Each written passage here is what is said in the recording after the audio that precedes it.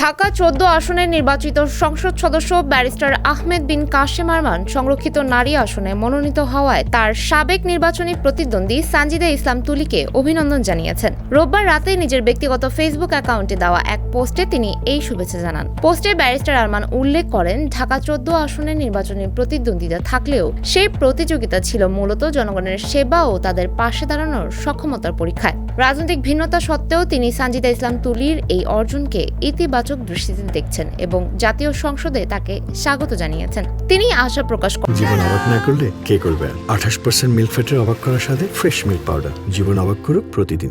নতুন দায়িত্বে সানজিদা ইসলাম তুলি এমন মানুষের কণ্ঠস্বর হয়ে উঠবেন যারা দীর্ঘদিন ধরে মানবাধিকার লঙ্ঘনের শিকার, বিশেষ করে গুমের শিকার ব্যক্তিদের পরিবার, বিনা বিচারে আটক থাকা মানুষ এবং অবহেলিত নাগরিকদের দুঃখ কষ্ট সংসদে তুলে ধরার বিষয়ে তিনি গুরুত্ব আরোপ করেন।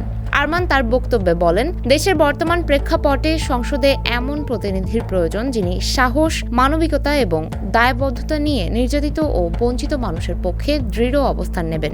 পোস্টের শেষাংশে তিনি সানজিদা ইসলাম তুলির সংসদীয় জীবনের সাফল্য কামনা করেন এবং তার ভবিষ্যৎ পথ চলা অর্থবহ, সাহসী ও গৌরবময় হোক এই প্রত্যাশা ব্যক্ত করেন।